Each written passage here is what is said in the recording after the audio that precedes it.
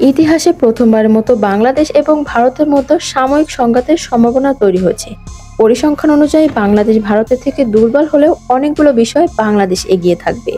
মায়া জাদুর আজকের ভিডিওতে বাংলাদেশের সামরিক শক্তি ও বহিরাগত অবস্থান, সেভেন সিস্টেমের উপরের প্রভাব এবং পারিপার্শ্বিক বিষয়গুলো তুলে ধরব।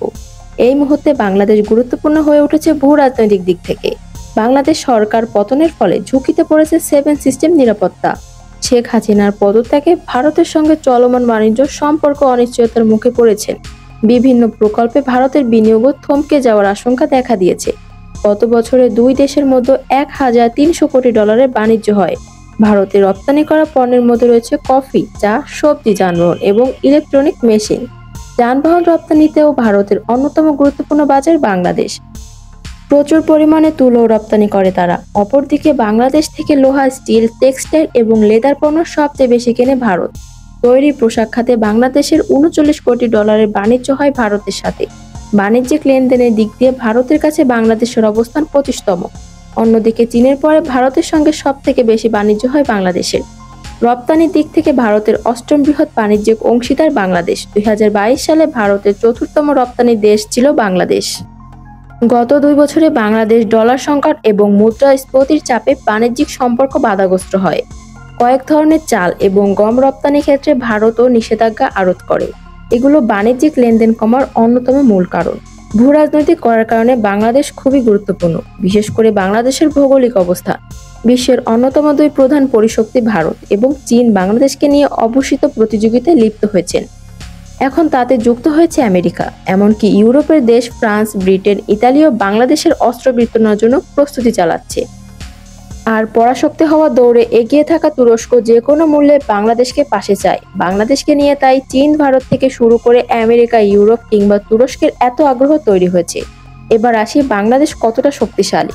এক্ষেত্রে বলা যায়, প্রয়োজন অনুযায়ী বাংলাদেশ 75তম রাষ্ট্র নেই। গ্লোবাল ফায়ারবাহের সর্বশেষ র্যাঙ্কিংয়ে বাংলাদেশের অবস্থান 37 নম্বরে। গ্লোবাল ফায়ারপাওয়ারের দেশগুলোর সৈন্য সমরাস্ত্র এবং সম্পদসমূহ বিভিন্ন বিষয়ের উপর গবেষণা করে র্যাঙ্কিংটি করে থাকে, যেখানে বিশ্বের 138টি দেশের মধ্যে বাংলাদেশ 37 নম্বরে পড়ে আছে। এই র্যাঙ্কিং অনুযায়ী দক্ষিণের সাথে বাংলাদেশ দ্বিতীয় শক্তিধর দেশ। যদিও বাংলাদেশের সামনে থাকা এই 2 দেশ র্যাঙ্কিংয়ে সেরা 10-এ রয়েছে। র্যাঙ্কিং থেকে ভারতের অবস্থান 4 নম্বরে। এমনকি বাংলাদেশের প্রতিপক্ষ মায়ানমারও বাংলাদেশের থেকে অনেকটা এগিয়ে রয়েছে। এই র্যাঙ্কিংটি বলে যায় বাংলাদেশ সামরিক শক্তিতে কতটা পিছিয়ে রয়েছে। যদিও বাংলাদেশের সাম্প্রতিক পছন্দেতে ক্রমে সামরিক শক্তি বাড়িয়ে যাচ্ছে। ইতিমধ্যে বাংলাদেশের নৌবাহিনী দক্ষিণ এশিয়া এবং বঙ্গোপসাগরের অন্যতম শক্তিশালী নৌবাহিনীতে পরিণত হয়েছে। অন্তত আশেপাশে যে কোনো দেশের নৌশক্তিকে সাজেস্ট করার ক্ষমতা বাংলাদেশ, চীন, দক্ষিণ কোরিয়া এবং ব্রিটেন আমেরিকা থেকে যুদ্ধজাহাজ কেনার পাশাপাশি নিজ দেশেও যুদ্ধজাহাজ তৈরি করে সার্ভিসে নেমেছে। যে কাজটি বাংলাদেশে থেকে উন্নত এবং শক্তিশালী অনেক দেশেও হতে পারেনি। বাংলাদেশে আরও যুদ্ধজাহাজ কেনার পাশাপাশি হেলিকপ্টার কেনারও ইঙ্গিত দিয়েছেন। এইদিকে চীনের তৈরি মেইন ব্যাটল ট্যাঙ্কে এবং লাইট ট্যাঙ্কিতে সেনাবাহিনীকে শক্তিশালী করছে। সম্প্রতি সেনাবাহিনীর জন্য তুরস্ক থেকে মিসাইল আসারও খবর প্রকাশিত হয়। এছাড়াও সেনাবাহিনীর আরও অনেক ভারী এবং মাঝের মানের অস্ত্র কেনার প্রত্যাধীন রয়েছে। ইতিমধ্যে জার্মানির সহায়তায় বাংলাদেশ প্রথমবারের মতো ট্রেন ও বিমান উৎপাদন করছে। প্রশ্ন, বাংলাদেশ কেন হঠাৎ করে অন্য দেশগুলো থেকে এত গুরুত্বপূর্ণ হয়ে উঠেছে? এর 2টি কারণ থাকতে পারে। একটি বাণিজ্যিক এবং দ্বিতীয়টি ভূ রাজনৈতিক। বাংলাদেশ খুব দ্রুত অর্থনৈতিক দিক দিয়ে শক্তিশালী হচ্ছে, তবে কেবল যে অর্থনৈতিক বাংলাদেশকে গুরুত্বপূর্ণ করে তুলছে বিষয়টি কিন্তু এমন নয়।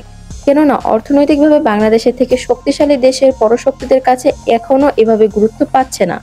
এক্ষেত্রে গুরুত্বপূর্ণ বাংলাদেশের অবস্থান। বাংলাদেশ দক্ষিণ এশিয়া এবং দক্ষিণ পূর্ব এশিয়ায় অবস্থিত। মায়ানমার থেকে শুরু করে মালয়েশিয়া, থাইল্যান্ড, ইন্দোনেশিয়া, সিঙ্গাপুর সহ এই অঞ্চলের দেশগুলোর জোট আসিয়ানার সব থেকে কাছাকাছি দেশ বাংলাদেশ।